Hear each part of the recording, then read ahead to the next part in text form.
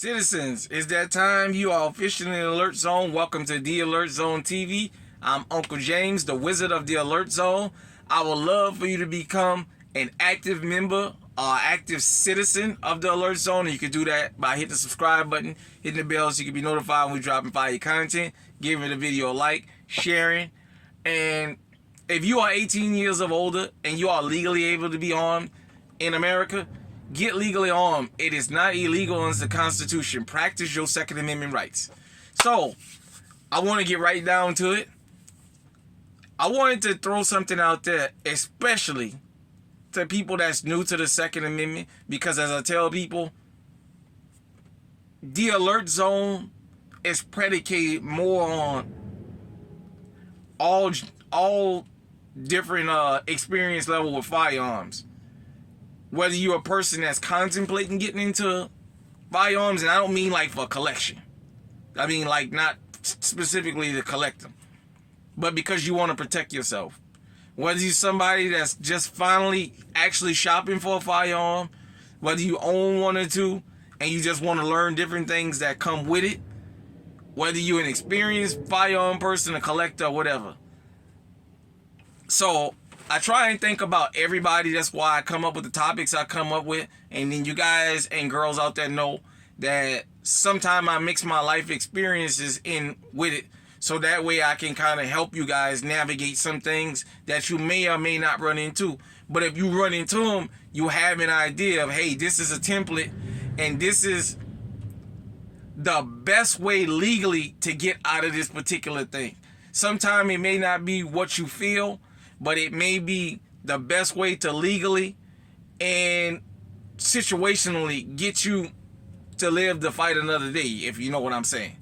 So I wanted to just point something out, especially to a lot of new people who may not know.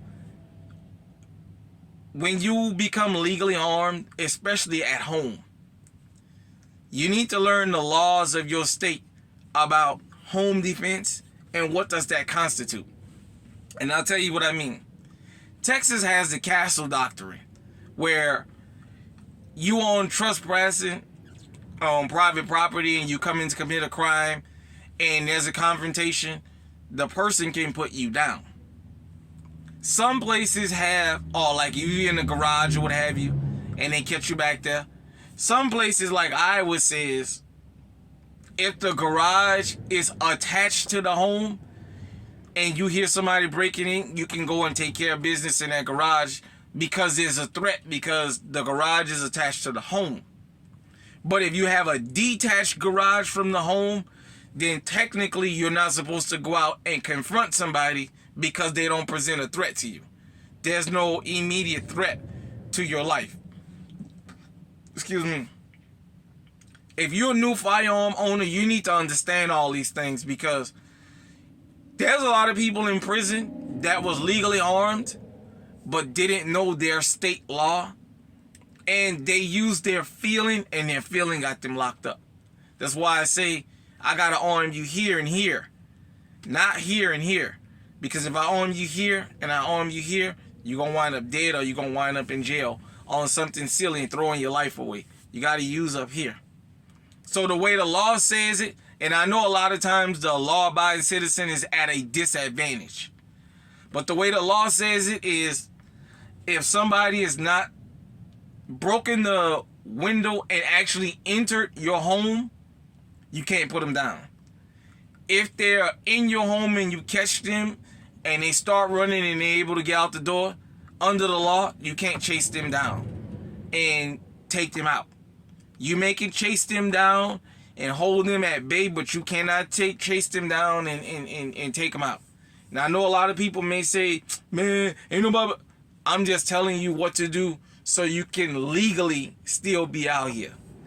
I know it's crazy, but if you go back and talk to people that own firearms and talk to some people that was locked up, things like that, they'll tell you. They'll tell you for a fact, oh yeah, you have to be careful about these gun laws. It's just like the whole self-defense.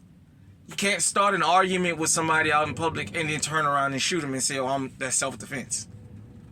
You can't shoot at somebody 3 blocks up the road that haven't fired at you first and say that's self-defense. You know what I mean?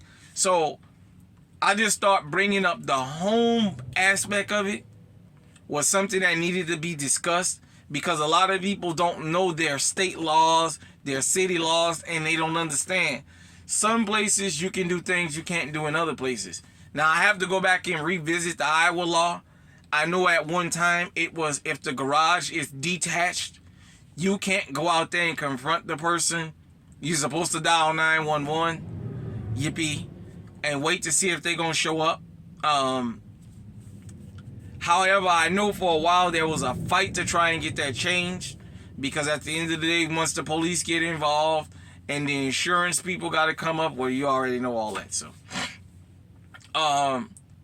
let me know what's your state law and what you think about what I just said. Do you think this is helpful information? And if you do, send it to somebody you know that just got into firearms, so he or she, they can, you know, if it's a group of them, disseminate through this so they can take that into consideration when they get their firearm at their home.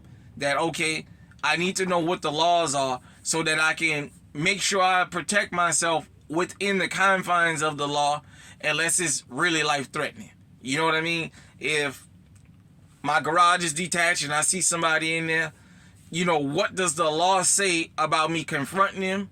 Do I go out and confront them with my pistol? Because you don't go confront them empty-handed.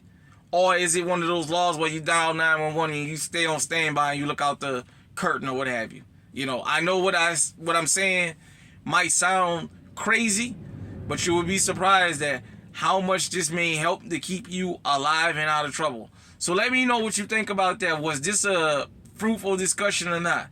Knowing what the home defense laws are in your state will help you stay out of trouble. Because as a matter of fact, there was a guy, some guys followed his son home to kill him, and he wind up putting one down that charged him on his property, and he got arrested. That was in New York State some years back, man. I want to say maybe 15, 20 years back, something like that. I have to find the story.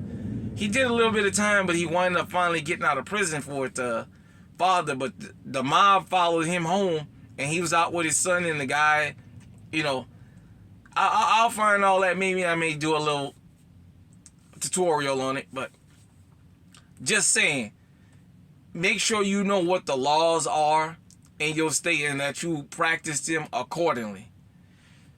Hit me in the comment section and let me know what you think. And as I said, if you know somebody that's new to firearms or that's not sure about their state laws, or if they even know anything about that, send them this video. Maybe that may be fruitful and maybe get them to start thinking about, maybe these are some of the things I have to take into consideration about legally owning a firearm. Because as I said, there's more to owning a firearm than getting a permit, walking in the store and buying a gun, and that's it. I know TV shows you that, but Uncle James gonna walk you through real life. Till next time, stay safe, stay on high alert. Hit me in the comment section.